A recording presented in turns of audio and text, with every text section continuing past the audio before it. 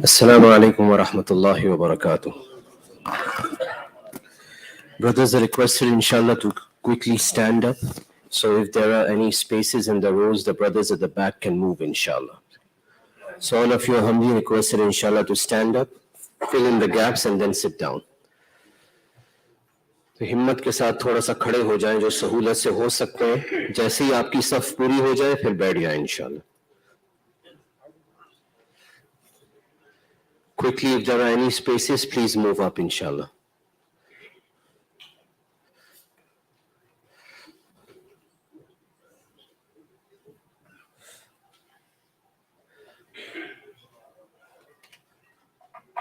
Jazakallah khair. Alhamdulillahi Rabbil Alameen. Wassalatu wassalamu ala ashrafil anbiya'i wal mursaleen. Wa ala alihi wa ashabihi ajma'een. أما بعد فأعوذ بالله من الشيطان الرجيم. بسم الله الرحمن الرحيم. لقد كان لكم في رسول الله أسوة حسنة لمن كان يرجو الله واليوم الآخر وذكر الله كثيرا.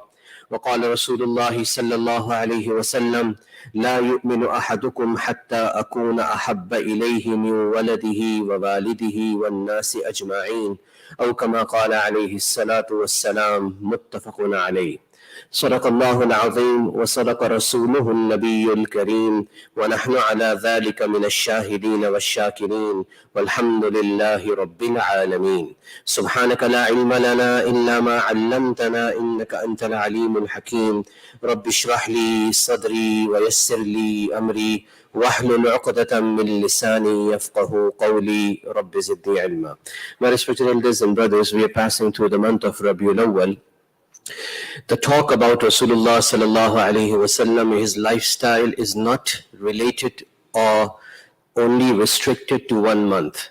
This is something that should be done on a daily basis, on a monthly basis, every now and then. And alhamdulillah, we do. But we tend to do it more in the month of Rabiul Awwal, since this is the month in which he was born also, and in the same month he left this world also. Last time also the Khatib spoke about what is the meaning of the ittiba', the following of Rasulullah sallallahu alaihi wasallam. Today's topic is that what are the 3 rights of Rasulullah sallallahu alaihi wasallam upon each and every one of us. We are his ummati, we are part of his nation, and the greatest favor of Allah that is upon us is the sending down of Rasulullah sallallahu alaihi wasallam. I don't want to go too much into this, otherwise we won't have time to go into the rights. But quickly, in a minute, It is through Rasulullah sallallahu alaihi wasallam that we got Iman. It is through him that we understood and recognized Allah subhanahu wa ta'ala. The Quran was sent to us through Rasulullah sallallahu alayhi wasallam. The ahadith tell us that we will all need the shafa'ah of Rasulullah sallallahu alayhi wasallam on the day of judgment. So this is the system made by Allah that Allah has placed him on the highest level in the makhluk, in the humanity. And he has connected him with each and everything that is there in this world. So a person who is on the highest level of humanity, such should be the rights, such should be his rights upon us. Example, what does it mean? The greatest right that me and you have upon us of a human being is our parents. Because they did the most for us. They contributed the most for us. Whatever me and you are today is a result of the effort that our parents did on us and our teachers did on us. Whatever we are today, our personality, our lifestyle, whatever it is. So likewise, if parents have so much rights upon us because of what they did for us, what should be the right of Rasulullah sallallahu alaihi wasallam? The hadith that I mentioned in the beginning is the famous hadith of Bukhari and Muslim. Rasulullah sallallahu alayhi wa sallam said, "La yu'minu ahadukum." None of you will be a complete believer. You could be a believer, but you won't reach the pinnacle of Iman. When will you not reach the pinnacle of Iman? Unless hatta akuna ahabba ilayhi. Unless I become, meaning Rasulullah sallallahu alaihi wasallam, I become more beloved to that person in comparison to whom? Min waladihi, all his children, wa walidihi, his parents, wan nasi ajma'in, and the entire humanity. So this means the love of Rasulullah sallallahu alaihi wasallam should be more than the love I have for my kids. Should be more than the love that I have for my parents, should be more than the love that I have for the entire humanity, whether it's my wife or any relation that is there in this world. And this is an authentic hadith. If I don't and you don't come on this level, our Iman will not come on the highest level. So this tells us that Rasulullah sallallahu alayhi wasallam is on the highest level and we need to have his love. Now what does it mean to have his love? How are we going to gauge ourselves? Whatever I'm going to say today is not to criticize anyone. Some words might be blunt. This is a way to gauge myself also and all of us. We can look into ourselves that are we fulfilling this criteria or not? We don't need to point fingers. I can get my answers and you can get your answers. So what are the rights of Rasulullah sallallahu alaihi wasallam? The ulama have mentioned many rights. As far as the gist and summary is concerned, all the rights can be concised and gathered into three rights. Azma, muhabba, ittiba'. How do we translate in English? The respect and reverence of Rasulullah sallallahu alaihi wasallam. Second, muhabba, the love of Rasulullah sallallahu alaihi wasallam. Third, ittiba', the obedience or the adherence to the sunnah of Rasulullah sallallahu alaihi wasallam. These are his three rights. I'll give a couple of examples of every right and then inshallah we'll wrap up for today. What does it mean to have the respect and azmat of Rasulullah sallallahu alaihi wasallam? He should be the most respected human being in our sight. He should be the most revered human being in our sight. And how did the Sahaba radiallahu anhum and the tabi'een and tabi'een respected him? The famous thing about Imam Malik rahimahullah, Faqihul Madina, the jurist of Medina, founder of the Maliki school of thought. It is mentioned that when he reached the age of tamyiz, what does it mean in Arabic to reach the age of tamyiz? Meaning the age where you can differentiate between right and wrong. Some level of maturity starts coming in you. It could be 8, it could be 9, it could be 10, it could be 12 for some people. Okay. So when he reached this age, he stopped wearing slippers and shoes in the streets of Medina Munawwara. Somebody asked him, what is the reason for this? He said that I'm afraid that maybe the Mubarak foot of Rasulullah sallallahu alaihi wasallam would have stepped somewhere and I would step on top of that spot with my shoes or with my slippers. So this is not a masala. I'm not giving you a fatwa. I'm not sharing a ruling with you. This doesn't mean that you have to do this today when you visit Medina Munawwara.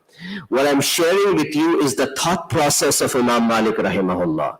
This is the level of reverence and respect he had for Rasulullah sallallahu alaihi wasallam. Coming on the second right, love. What is the love of Rasulullah sallallahu alaihi wasallam? Mus'ab ibn Umair radiallahu anh, most of you would have heard this incident, was the most richest youngster in Makkah Mukarramah, the most handsome youngster in Makkah Mukarramah, the most well-dressed youngster in Makkah Mukarramah. Every suit that he used to buy was worth 200 silver coin in those days.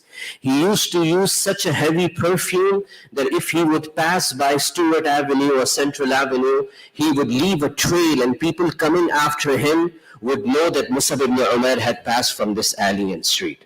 The books of history are full of this in this story.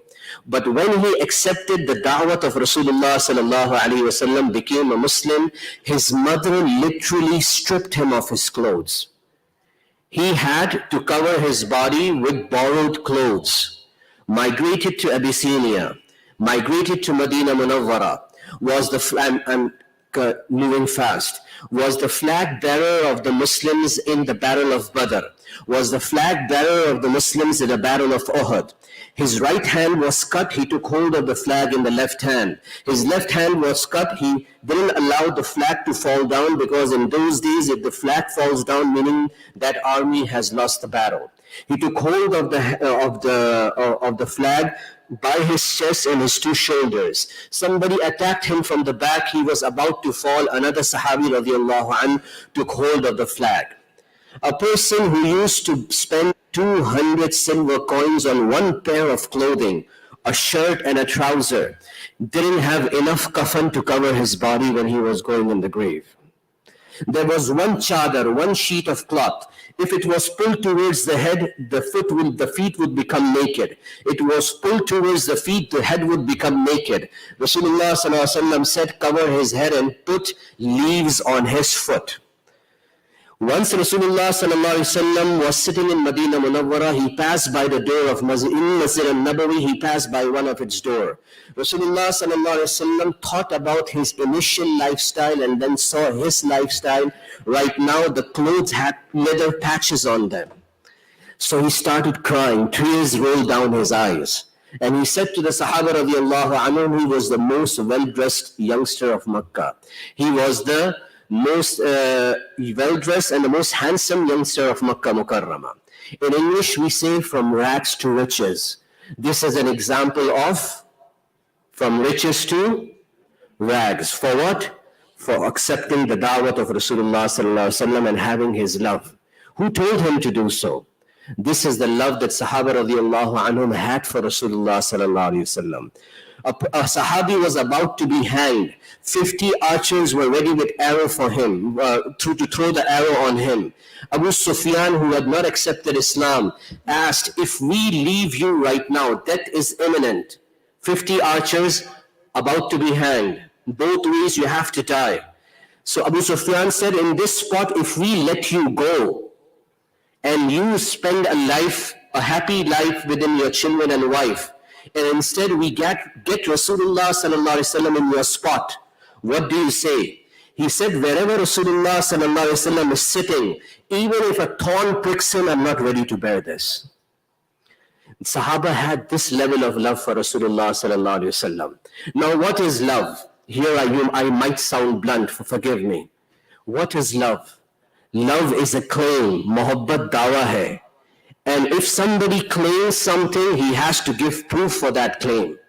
So if we claim today, I claim today that I love Rasulullah sallallahu alaihi wasallam, and I yell loudly, I become emotional when I give bayans, that we should love Rasulullah sallallahu alaihi wasallam, and I love Rasulullah sallallahu alaihi wasallam, Allah will ask me on the day of judgment, give me the daleel, the evidence. You used to claim on top of your lungs in Masjid Hamza that you love Rasulullah sallallahu alaihi wasallam. Where is the daleel? Where is the claim? So I should go home today and ask myself, if Allah asks me this question, would I be able to give the daleel and evidence or not? So I will get my answer. We all have our gauges. And what does it mean to love Rasulullah sallallahu alaihi wasallam? It means our entire life should revolve around the sunnah of Rasulullah sallallahu alaihi wasallam. My lifestyle, my walking, my talking, my dressing, my going to sleep, my using the bathroom, my going to school and college, my going on vacation, my dealing with my neighbors and fellow Muslims and non-Muslims, the time when I get married, do I forget the sunnah of Rasulullah sallallahu alaihi wasallam? I'm ready to fulfill it. It's very easy to say that I love, but the test comes when it's the time of marriage, when it's the time of, may Allah forbid, janazah. Special occasions come, then your mind and your iman is tested, that how much strong iman we have. So if we are not able to give this daleel on the day of judgment, our claims are hollow. These claims will not lead us into Jannah. It is the lifestyle. My body, my lifestyle will reflect and tell me that I love Rasulullah sallallahu alaihi wasallam or not. So my respected elders and brothers, forgive me for saying this. It's easy to claim, it's easy to say, but every once in a while we need an introspection. Okay? A person might be sitting in the first saf of the masjid, but he's involved in haram business. He doesn't care whether he snatches the right of others. He doesn't care whether he takes interest or gives interest. And he spends money in, you would say that maybe Imam Sahib is angry today, so I'll just stop here. His first saf will not save him on the day of judgment. Okay? Because he's not caring for haram. He claims that he loves Rasulullah sallallahu alaihi wasallam, but how is he loving? He's not showing it by actions. So shaitan deceives us today. That maybe just on the top, on the shape, you say you love Rasulullah sallallahu alaihi wasallam, and if somebody doesn't agree with you, you get labeled that he doesn't love Rasulullah sallallahu alaihi wasallam. He's a gustagh. Third right of Rasulullah sallallahu alaihi wasallam is ittiba, adherence to the sunnah, completely following the lifestyle of Rasulullah sallallahu alaihi wasallam. Usman radiallahu anhu, the Treaty of Hudaybiyah, was sent as an ambassador of a Muslim nation. Now Islam had become a nation in Medina Munawwara. Islam wasn't a nation in Makkah. So he has been sent as an ambassador of a Muslim nation. When an ambassador of any country of the US goes to any country, they say in technical terms, diplomatic immunity. Even if he commits a crime, the law of the land cannot touch him. Maybe he becomes a persona non grata. Maybe he will be sent back as soon as possible, but he won't end up in jail because he has diplomatic immunity. Consider Uthman radiallahu anhu in this perspective.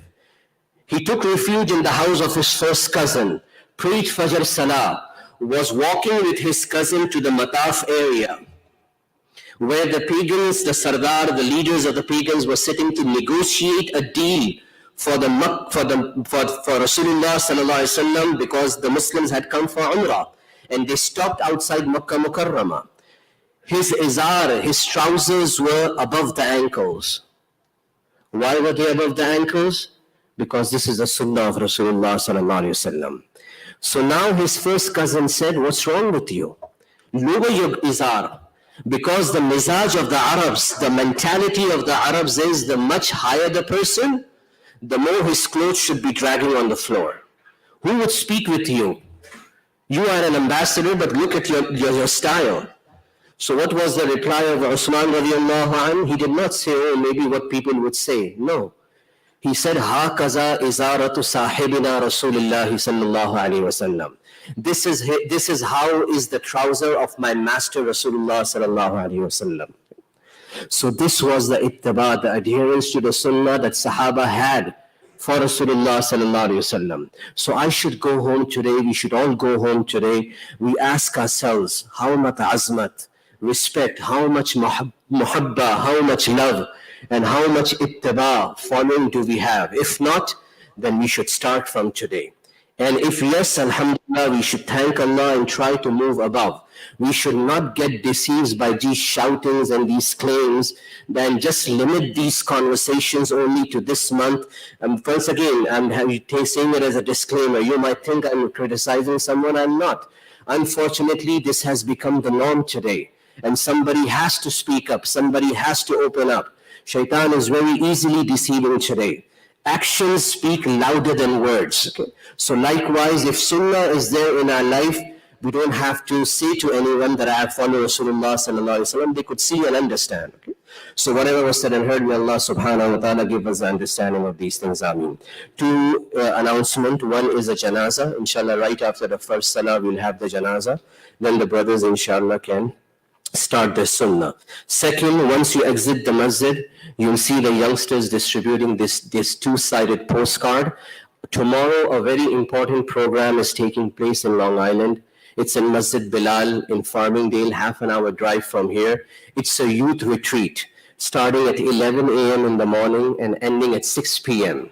And this is for ages 14 and above. The topics are very sensitive, so we are requesting the parents not to bring those youngsters who are below 14 years of age.